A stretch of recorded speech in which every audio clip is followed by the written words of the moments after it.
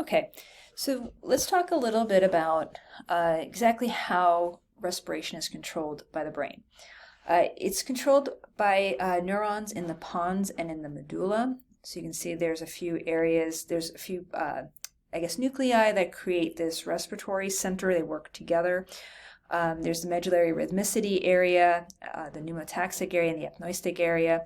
And you can see here the apnoistic area increases the depth and duration of inspiration, whereas the pneumotaxic area decreases it. So one would be active versus the other depending on the situation.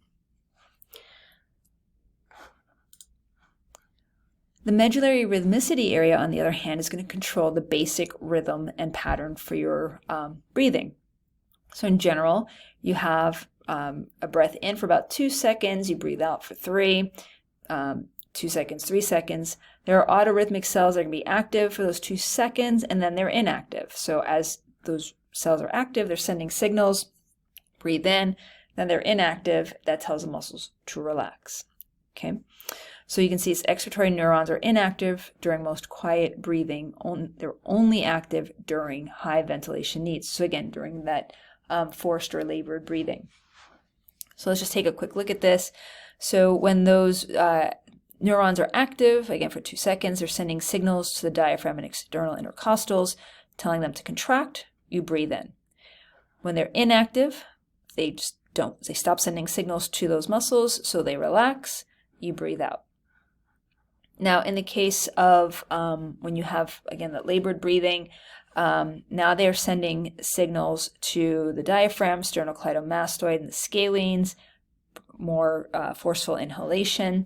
But then they're also going to be active in the expiratory region to tell the internal intercostals and abdominal muscles also to contract, resulting in forceful exhalation.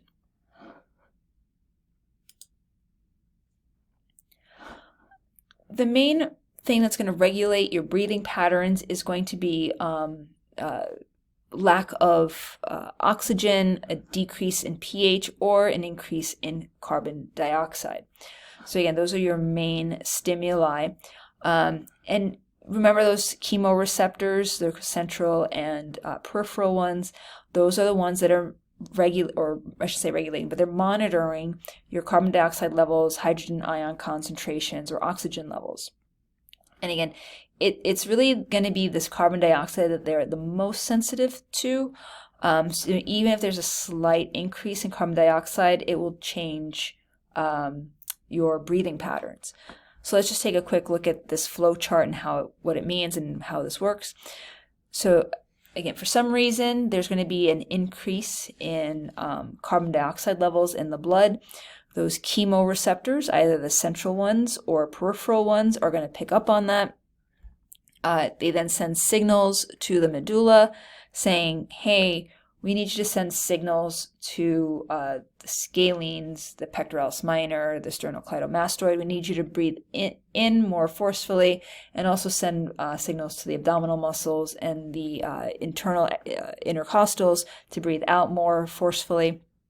So again, those signals then go to these other muscle groups, which then increases your breathing rate, the depth of your breathing, which will then hopefully allow you to decrease the blood carbon dioxide levels, which will return you to homeostasis.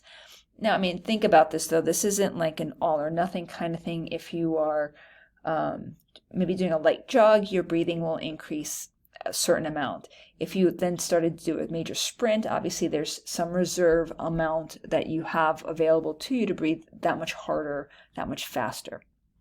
Okay, so there is like a gradual increase or decrease in your breathing rates, right?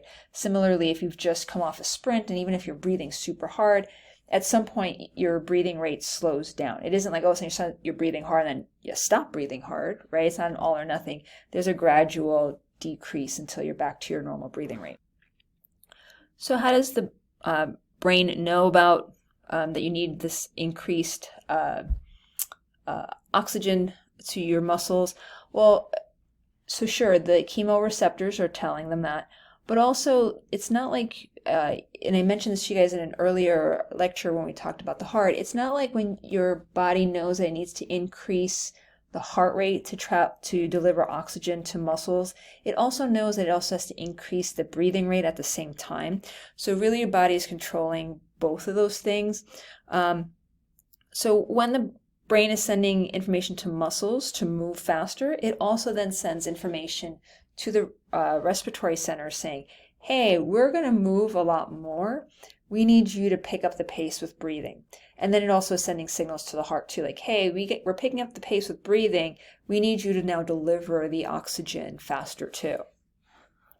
Proprioceptors, again, these are those receptors that are monitoring our movements, will also send feedback to our brain saying, okay, we're definitely moving more. We just didn't just have the intention to do it. We are doing it. So let's definitely increase our breathing rate. And then there's also something called the inflation reflex.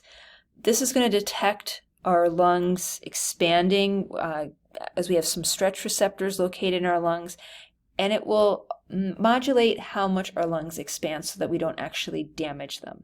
Okay, so there's also a protective mechanism there.